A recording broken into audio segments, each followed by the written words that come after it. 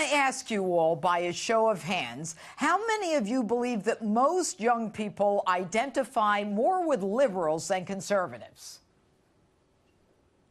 What do you think? 70%? I got a few. How many of you think they identify more with conservatives? Now, wait a minute. This ain't making sense. Nobody raised their hand for conservatives and only about 70% for liberals. But anyway, let's bring out a few people who are changing the way we think young people look at conservatism.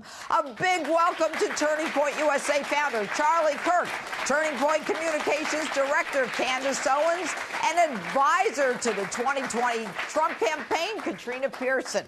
Hi, everybody. Welcome. Hello. Great to have you all here.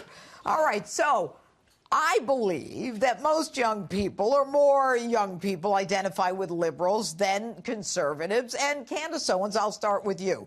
Do you think that's right, or am I totally off base? I think it is right, but it's changing. We're seeing sort of a shifting paradigm thanks to a lot of the efforts led by Turning Point USA and also the president. We have a president that actually appeals to the youth generation more.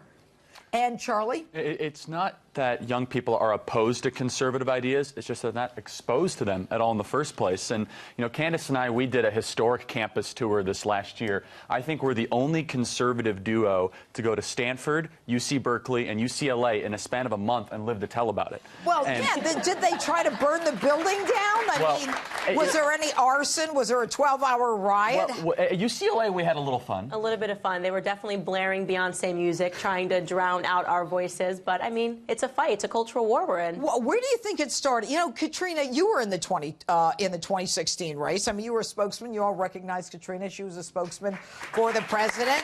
I mean, why the dissonance? Why is there such an inability to get young people to come out? And why are campuses the feeding ground for hate for people on the right?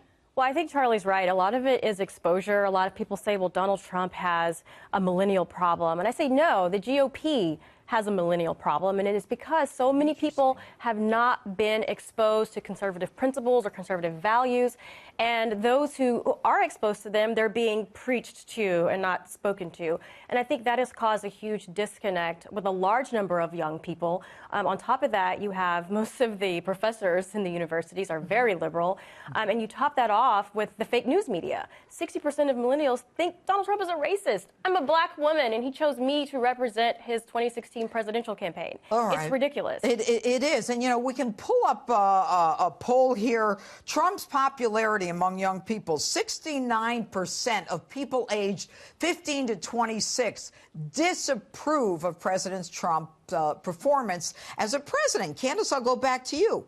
Wait a minute. Isn't the economy doing great now, or... Well, first and foremost, we don't pay attention too much to the polls. I mean, they told us that Hillary was going to win, and they were 80% sure, and she's not sitting in the Oval Office, last I checked. But look, I think that this president in particular is going to appeal a lot more to the youth generation because something about him feels very punk rock and rebellious. He's a rebellious president. He's rebelling against the establishment. He's rebelling against the mainstream media. And it's something that we identify with. When you're younger, you're sort of in a more rebellious phase, and it's something that this country needs to rebel against these socialist principles that are being taught on the left. Exactly. All right. I think we have, thank you, we have a question from the audience.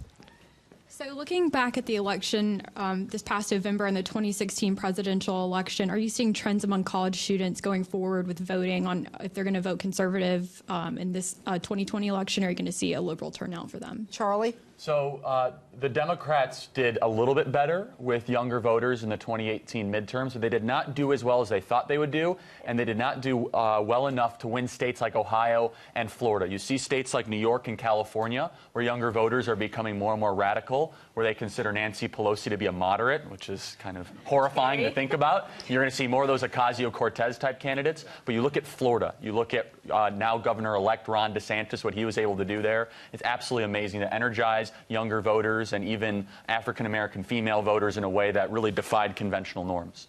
Should the president visit colleges in 2019? Absolutely. Without question. That would be amazing, Visiting yes. colleges, without question. It really matters. He's got to engage the youth more. Interesting. And I think that the future of this country depends on it. All right, I think we have another question here. Yes, my question had to do with 2020 and the election coming up. It's not too early to plan for it, and there are some that are saying that in the suburbs we lost ground.